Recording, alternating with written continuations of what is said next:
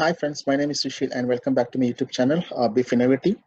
And today I'm back with another topic to discuss, and which is about the Rosari Biotech Limited IPO, which is going to start from the 13th of July till the 15th July.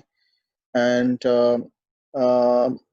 these are difficult times in this market, and it makes a big courage from the promoters of the company to come with an IPO at this pandemic hit situation when the market is so choppy and it's having a kind of a very difficult situation. Having said that, we'll just quickly go into the details about the biotech, Rosario Biotech IPO. The company is into the specialty chemicals sector, and they are the leading specialty chemical manufacturing companies in India. Looking into the financials, it's a pretty good book they have, and over the years they have been able to increase their revenue, and so financially look they do look good actually. Uh, so they have actually a widespread business across different countries. So they have their presence in 17 countries, including Vietnam, Bangladesh, and Mauritius. And they are the largest manufacturer of textile specialty chemicals in India, which corresponds to the total sale of Rosari Biotech Limited. It's around 88% they do domestic sale, and I think around 12% they have their export. So they have a high scope of improvement in their international export area. Okay, so that's the high understanding about the company. And so, as I said, the IPO starts on the 13th of July till 15th. And this is a mix of offer of sale and fresh issue. So the promoter holds around 96% of the shares. And this will include together with the current IPO, which that will be including the offer of sale and as well as the fresh issue. So what they're going to do with the proceeds of this particular IPO is that they're going to repay a certain debt which the company had availed, and also they're going to fund for the existing working capital requirements, and also for their general corporate purposes. Okay, so the company's promoters are like Edward Menzies and Sunil Chari, and uh, the IPO price, that's a point actually I just want to point out. Uh, they've kept a price band of the minimum price band is 423 and high price band of 425, and one market lot is it's around 35 shares. uh, uh, and the P ratio, that's what is making this particular IPO peculiar. When I see the P ratio, it's around 33, and past 3 years P ratio is around 39.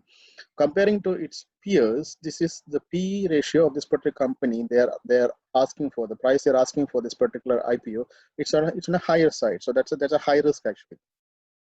Normally, when you say at this particular pandemic situation when the market is so choppy, you would want more subscribers to subscribe for that. So I believe the company should have given a much lower price band so that more subscribers are attracted towards it. But when compared to its peers, the P ratio of this particular company it's on the higher side, and I would consider that's a kind of a negative for this particular IPO.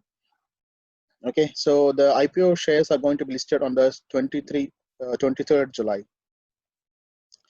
So, should you invest in this Rosari Biotech IPO? So, as I said, the market condition is very weak, and past couple of weeks we had a high bull run, but highly anticipate a huge correction in Nifty in the coming weeks.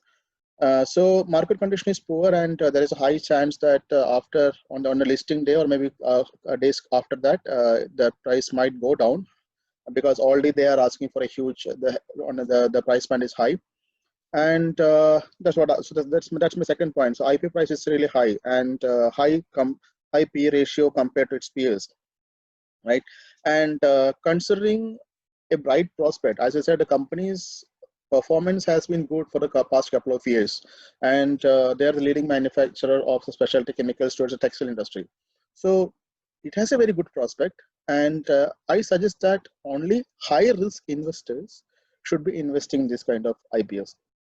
That's because even if you invest at a higher price and tomorrow the price goes discounted, you are ready to take that risk. So only the person with a high risk intensity, they should be opting for this particular IPO.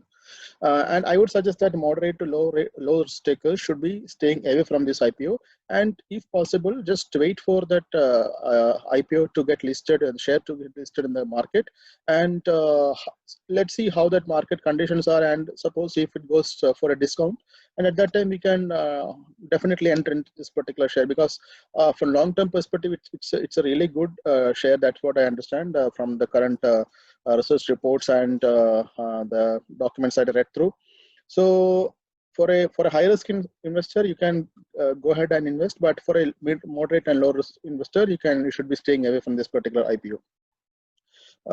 Mainly because majority of their share is coming from the textile industry, and we understand this because of the COVID hit situation.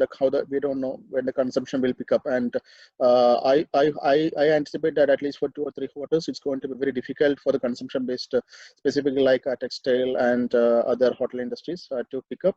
So I would my strong recommendation is that medium and low risk takers stay away from this IPO, and high risk high risk investors can go ahead and apply for this IPO. So that's it from my side, and I hope this video was helpful for you. And I kindly request you to review this video and share, subscribe, and like my YouTube channel. And yeah, happy investing, and have a nice time. Thank you.